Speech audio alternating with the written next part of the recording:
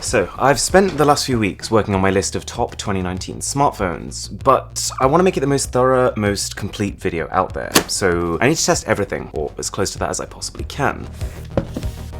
So out here I've got pretty much all the contenders for that list that I haven't fully yet brought in and tested myself, including 3 really wacky smartphones, which we're going to get to at the end. There are 17 phones in total, so we're going to start with the LG G8X ThinQ, and this is a surprising phone for a few reasons. Alright, so first things first, we've got an LG branded screen cleaning cloth, and we've got the smartphone itself, and generally speaking, the way this phone is packaged is pretty standard fare, except for this. So you're looking at the package of a second display, which is strange because we're in 2019, the year of the foldable phone, and in a way LG is kind of flying in the face of that. They say that this is actually going to offer a better experience. I will say this, it's surprisingly good value for money. For $699, you're getting the smartphone as well as this second display and a whole load of other A-grade specifications, like a Snapdragon 855, a 4000 mAh battery, and the widest ultra-wide camera I've ever seen on a phone. This is a quick comparison shot between the main camera and that ultra-wide. That is interesting. Look at this. And it doesn't feel bad either, it's like a really solid hinge. The Mi 9 Pro 5G, which from the name alone sounds pretty similar to the Mi 9 that was released earlier this year, but internally is completely rehauled. That is a nice looking back, and actually matte finish as well, which is always plus points from me. For starters, the charging speeds have been given a lot of love here. You can get 40 watts of power from the wired charge, or actually what is almost more surprising is that the Mi 9 Pro 5G can charge wirelessly nearly as fast as that. It's got a larger battery than before, and ticks all the performance boxes: Snapdragon 855 Plus, 12 gigs of RAM, and UFS 3.0 storage, plus 5G. And one of the exciting things about this thing is again price, because at $520 if we convert the Chinese price, you could expect it to be around $600 if it actually does launch in the US. Oh yeah, and massive thanks to Surfshark VPN for sponsoring this video. At around $349, I've had a lot of people ask me to take a look at the Nokia 7.2, and packaging wise, I'm pretty sure all these Nokia phones kind of look the same, but the phone itself is pretty interesting.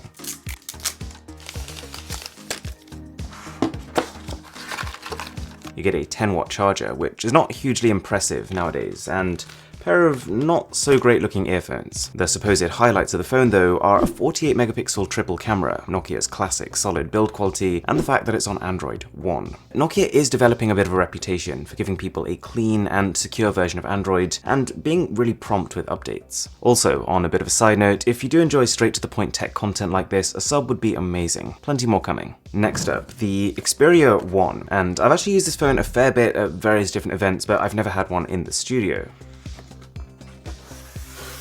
That is vibrant.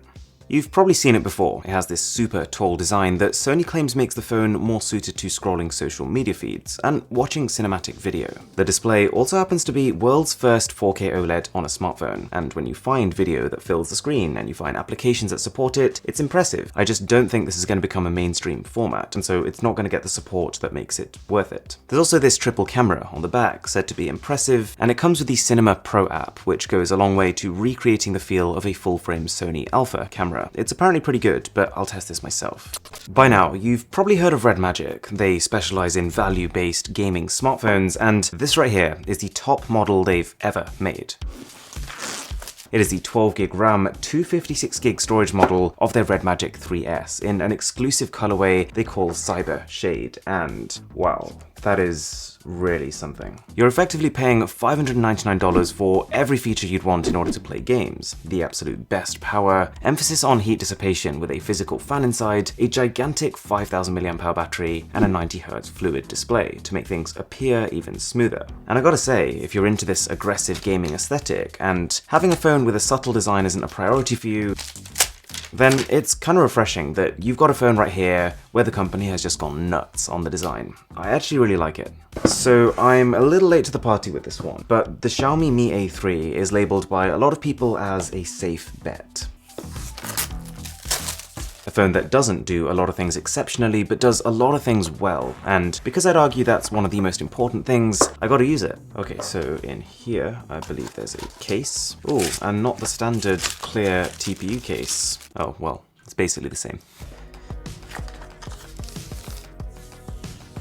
It actually looks good though. Considering you can get one of these right now for around $170, it has three things that I think are really impressive. A, that you're getting a pretty massive 4030 mAh battery. B, that it's got a similar design and build quality to far more expensive phones. It feels pretty similar to the Xiaomi Mi 9. And C, that this is a Super AMOLED display, although one of the main caveats is that the resolution is only 720p. The OnePlus 7 Pro 5G, and this is basically exactly the same phone as the OnePlus 7 Pro, so I'm not going to say too much about this, just the fact that this year I think OnePlus has made some incredible smartphones, but also some pretty confusing ones. They've made some models only available in some regions, and their current naming convention is starting to fall apart a little bit, with their latest smartphone being called the OnePlus 70 Pro 5G McLaren Edition. Speaking of which, this is the UK version of this phone, which is not 5G. Like I said, weird. And of course, that does not change the fact that this packaging is incredible. This is one of the best packaged smartphones I've ever seen. Everything is just super elongated. And in fact, if we put this next to a standard smartphone box, you're looking at 1.5, almost 2 times the height. You're getting a special McLaren OnePlus Warp charger, the smartphone itself, which I'll come to in a second. There's a braided USB-C cable, and the way this package opens is actually from the bottom. So this lower section, I believe, yeah, so you get a special limited edition McLaren case as well. Fun fact, this is actually made using the same materials as you find on a McLaren steering wheel. As for the phone itself, on one hand, internally, this is the best of the best, but on the other hand, externally, I don't think I like the way it looks. When I first saw this phone, I genuinely thought that someone had spilled something on the back and the glass was stained. One thing I do instantly like though is the papaya highlight on a black body. Next up is this guy, the Nubia Z20, and it feels like this is a phone built to get a reaction. That's some really unusual packaging. So we do get a case, and it's a bit of a different case because this is a bit of a different phone. This thing has a primary display on one side of the phone, which basically fills the whole front, but then a smaller secondary display on the back. So actually, just before I made this video, I watched the trailer from the company to show how they were trying to sell this idea of having dual screens, and I came away a bit unconvinced. The main benefit I can get on board with is being able to turn the phone around and use the main high-grade rear camera as the front camera too. Then again, as with a whole load of other phones on this list, it is cheaper than expected at around $600. The Axon 10 Pro is a smartphone I've seen surprisingly little coverage on, considering it's actually a bit of a beast. So, $549, and it's another one of these devices that falls into this new category of budget flagship phones, which I'm a fan of. It's really rounded, it's got a pebble-like feel to it. I like the way it looks, but time will tell if it actually does anything to stand out from this crowd. The Umi Digi S3 Pro is a phone that's been sitting on my desk for about a year now, completely unopened, which is bad, but even today, on paper, it seems like pretty good value. You've got this felt interior, which is a nice touch. Ooh, and that cable is pretty unusual. Take a look at this. So $250 for a 48 megapixel dual camera. You've got a 5150 mAh battery, and you've got 6 gigs of RAM and 128 gigs of storage. Plus, what I think is really cool here is they've actually embossed the Mr. Who's the Boss logo onto the back of the phone. They really didn't have to do that, but I appreciate it. There's also the Realme X2, which is the standard model of the Realme X2 Pro that I really liked and I reviewed not too long ago. Because, as is often the case with smartphones, the better value actually comes from the base model. And packaging wise, it's pretty similar. The main difference being that instead of the 50-watt charger you get on the Pro, you get 30 watts here. So it's not going to have the ludicrous 30 minutes for a full charge that phone did, but it's still going to be faster than most. Ooh, and interestingly, we've actually got a different color variant here. It's like a blue to purple gradient. And this one ends up costing around $330, so it looks promising. 2 more smartphones before we start getting weird. Oppo Renault 2, and let me tell you, it's pretty clear that Oppo knows how to package smartphones well. This is like a fine art. This is gorgeous presentation, and if we check the back, it says luminous black. And to be honest, I've got no idea what that's going to look like.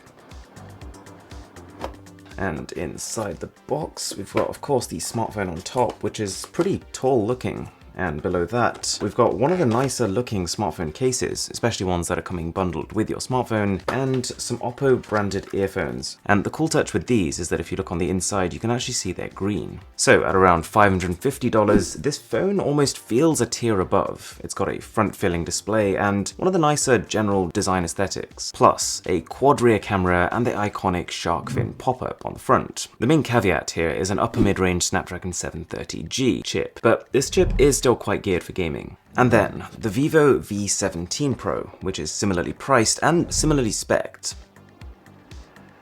Whoa, that is nice. Also got a different style of case here. It is hard plastic, but with this kind of woven texture. One of the main differentiators is a dual camera pop-up that includes a main 32 megapixel selfie camera and then an ultra-wide as well. It's a pretty heavy phone. It is built using Gorilla Glass 6 though, so the upside is really good protection. Now, for some very special, very unusual smartphones, starting with the Q phone by a company you probably haven't heard of called CubeX. And apparently this is a glasses-free 3D smartphone. Please open carefully in case anything became loose during shipping. And let's open it up. That is better put together than I was expecting. I was half thinking that the phone would just be knocking around inside the box. Got a quick start guide, we've got a USB-C cable, we've got some very familiar looking earphones over here, and then a pretty unusual looking power brick over here. That's quite nice. It's only a 10-watt brick, but what's pretty cool is that you've actually got two USB ports on there to charge two things at the same time, just really slowly. And the device itself. You know what, it's a little messy, but it's not bad looking. There is almost no info at all on this phone on the internet, so I'm almost going in blind here. So the phone comes preloaded with a ton of 3D movies, and so just clicking on one of them, it's actually not bad. The effect is better than I thought it was going to be, although the resolution is a little lacking. There's also a 3D camera app, and it actually dynamically adjusts the amount of 3D depending on what the subject is. So I was expecting the effect to be a little naff, but it actually works as advertised. That doesn't change the fact that it's a bit gimmicky, but fair enough, CubeX, fair enough. And now, the Unihertz Atom, which I believe is world's smallest rugged smartphone. And I gotta say, this whole concept is just so cute. The packaging, everything here is tiny. Look at this little thing. And here is the smartphone with its 2.45-inch display. It's kind of impressive because even though a lot of corners have been cut to get to this dimension, a lot haven't. There's a fingerprint scanner built into the home button. You've got a IP68 water and dust resistance and a 2000 mAh battery, which considering the dimensions and the power draw of this device should actually last you a while. And saving arguably the absolute strangest device till the end, this is a phone from company Pro Truly, which you've almost definitely never heard of. And it's not even from this year, it's just a really interesting phone that I never got round to unboxing.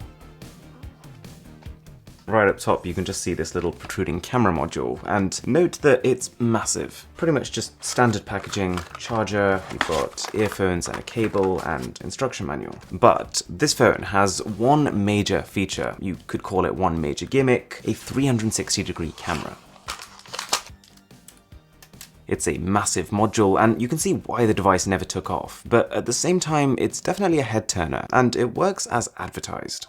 Surfshark VPN is pretty crazy value. Take a listen to this. You pay $1.99 a month and that gives you unlimited simultaneous connections. You probably already know that VPNs can keep your browsing anonymous, especially on public Wi-Fi, and that they can help you get around internet censorship in certain regions like China. But Surfshark does a lot more than that. As well as being able to connect to single locations, it also allows you to multi-hop or encrypt your data through two different servers at the same time. Surfshark can also scan online databases to make sure your emails and passwords haven't been leaked, and let you use something called Blind Search, an internet search tool with no logs, no tracking, and no ads. Two of the coolest things here are a built-in ad blocker, which lets you load pages faster whilst using less data, and the ability to access 15 different Netflix libraries from around the world. So check the link in the description and use the code BOSS to get an 83% discount and an extra month for free. So that's that. Thanks a lot for watching, and definitely stay tuned for the top smartphones video. It's going to be the biggest we've ever done on this channel. Catch you in the next one.